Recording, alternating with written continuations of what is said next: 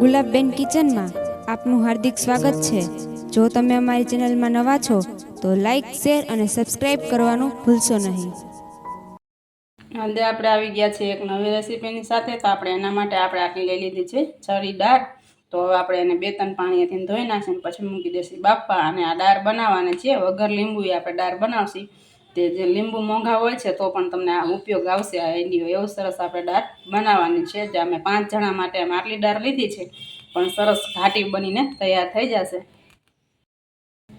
આપણે દાળ બફાઈને સરસ તૈયાર થઈ ગઈ છે। આ જોઈ શકો છો આપણે 3 સીટી પાડી હતી, સરસ રીતે બફાઈને તૈયાર થઈ ગઈ છે। તો હવે આપણે એના માટે લઈ લીધું છે એક ટમેટું।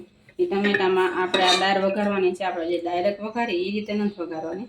ટમેટામાં 2 ચમચા જેટલી દાળ આપણે ઉમેરી દેશી। હવે 1 ચમચી રાઈ, 1 ચમચી હિંગ, આમાં લીધા છે આપણે 2 લાલ મરચાં, લવિંગ બાદિયા અને ધનિયા પત્ર।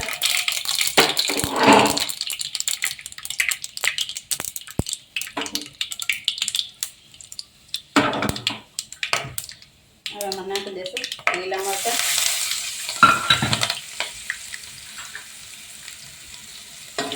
હવે તેને આપણે મિક્સ કરી લઈશું। પછી આ ઢાંકણને ઢાંકી અને પછી દાળ આપણે એમાં ઉમેરશું।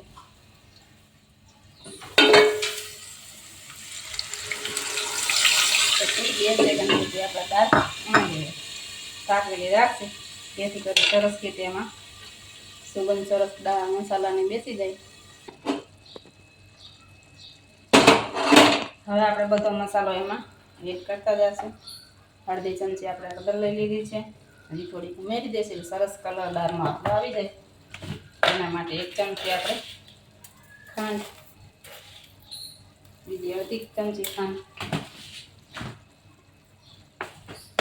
સ્વાદ અનુસાર મીઠું। આપણે બાફામાં પણ મીઠું નાખ્યું હતું પણ હજી આપણે આને ખાટી મીઠી કરશે એટલે થોડુંક મીઠું જશે। હવે આ રીતે પાછા આપણે એને મિક્સ કરી લઈશું।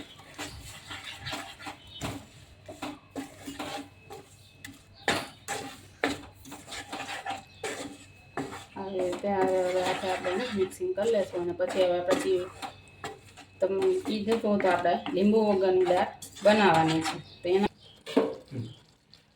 હા આપણે જે આંબલી લીધી હતી આંબલી અને આપણે પલાળી દીધી છે એટલે આપણે લીંબુની જગ્યાએ આંબલીનો ઉપયોગ કરવાનો છે। તો હવે આપણે એ પણ આમાં એડ કરી દઈશું અને સરસ દાળ ઘાટી થાય છે। આનાથી ઓછી દાળ હોય તો સરસ રીતે બની જાય છે। હવે પાછો આપણે આને 2-5 સેકન્ડ પૂરતું ઢાંકણ ઢાંકીને રાખી દઈશું। પછી હજી આપણે ઓલી દાળ આમાં ઉમેરશું। આપણે 2 થી 5 સેકન્ડ પૂરતું થઈ ગયું છે। તો હવે આપણે એને જોઈ લઈએ સરસ રીતે અંદર ઉકળી ગઈ છે। તો હવે આપણે ઓલી દાળ પણ જે બાફીને રાખી છે એ પણ આપણે હવે એમાં એડ કરી દઈશું। પછી હજી બીજા મસાલા છે એ પણ આપણે એમાં એડ કરશું।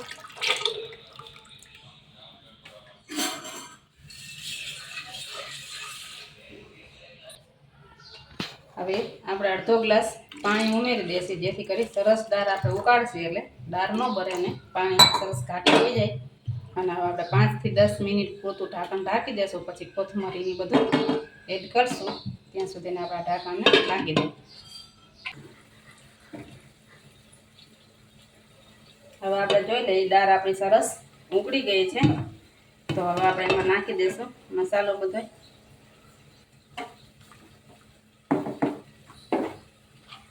1 ચમચી નાખશી ધાણા પાવડર, 1 ચમચી નાખશું ગરમ મસાલો। હવે કોથમરી ઉમેરી દઈશું। પછી પાછું આપણે એને મિક્સ કરી અને સેવ કરી લઈશું। જો અમારો વિડીયો તમને ગમે લાઈક, શેર અને સબસ્ક્રાઈબ કરવાનું ભૂલશો નહીં।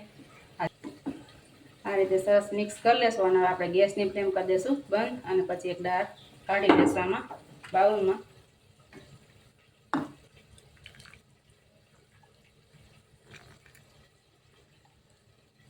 જોઈ શકો છો કે સરસ આપણી દાળ બનીને તૈયાર થઈ ગઈ છે અને સરસ ઘાટી પણ થઈ ગઈ છે। અમે આ 5 જણા માટે દાળ બનાવી હતી અને થોડીક જ મૂકી દેવાના।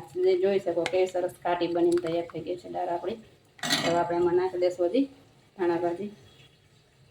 જો અમારો વિડીયો તમને ગમે તો લાઇક શેર અને સબસ્ક્રાઈબ કરવાનું ભૂલશો નહીં.